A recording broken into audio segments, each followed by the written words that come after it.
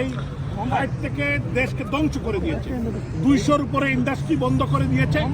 এবং আপনারা সাংবাদিক বন্ধুদের কাছে এই জিনিসটা আপনাদের কাছে খবর আছে, যেটা হলো আজকে বাংলাদেশের ছিনতাই, রাহাজানি এবং বিশেষ করে ধানমন্ডির 32 নম্বর যে বাড়ি থেকে, জাতির পিতার বাড়ি থেকে মহান মুক্তিযুদ্ধ থেকে শুরু করে বাংলাদেশের প্রত্যেকটি আন্দোলন এর নেতৃত্ব আসেছিল, সেই ধানমন্ডির 32 নম্বর জ্বালিয়ে পুড়িয়ে ছারখার করে দিচ্ছে। আজকে শুধু ধানমন্ডির 32 নম্বর নয়, সারা বাংলাদেশে প্রায় 2500 বাড়িঘর তারা জ্বালিয়ে দিয়েছে, ধ্বংস করে দিয়েছে। মাইনরিটি কমিউনিটির বাড়িঘর তারা জ্বালিয়ে দিয়েছে। গতকালকেও 2জন হিন্দু ভদ্রলোককে টাঙ্গাইলে তারা হত্যা করেছে। আজকে চিন্ময় প্রভুর মতো একজন সন্ন্যাসীকে তারা গ্রেপ্তার করে জেলের মধ্যে রেখেছে। আমরা ধিক্কার জানাই, নিন্দা জানাই।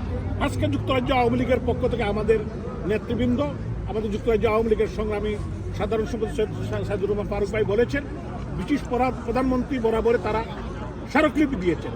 আমরা সমস্ত প্রবাসীদেরকে ঐক্যবদ্ধ করে এই রেজিম এবং প্রবাসীদের অনেক দাবি দাবা, আমাদের প্রবাসীদের বিমান ভাড়া থেকে শুরু করে প্রবাসীদের যানমালের নিরাপত্তা, বাড়িঘর দখল, বিশেষ করে সিলেট অঞ্চলে তারা দখলের রাজত্ব কায়েম করেছে।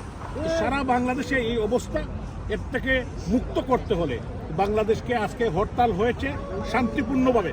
মাননীয় প্রধানমন্ত্রী শেখ হাসিনা বলেছেন যে আমরা শান্তিপূর্ণ হরতাল, আমরা উচ্ছৃঙ্খল রাজনীতিতে বিশ্বাস করি না, মানুষের অধিকার প্রতিষ্ঠার জন্য। আজকে বাংলাদেশের মানুষের কোনো অধিকার নেই, কোনো নিরাপত্তা নাই।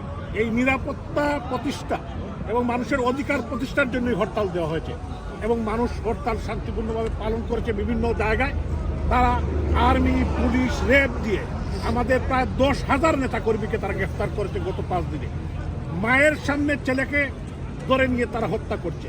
আজকে বাংলাদেশের অবস্থা আপনাদেরকে আমাদের বলার কোনো ভাষা নেই বা আপনাদেরকে বলতে হবে না। সাংবাদিক বন্ধুরা, আপনারা বাংলাদেশের সব খবর রাখেন, প্রত্যেকটি ঘরের খবর রাখেন, বাড়ির খবর রাখেন।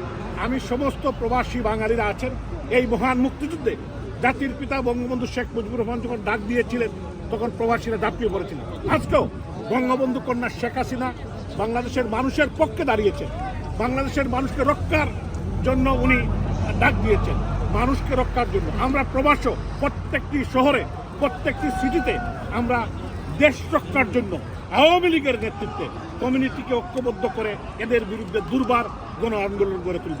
জয় বাংলা।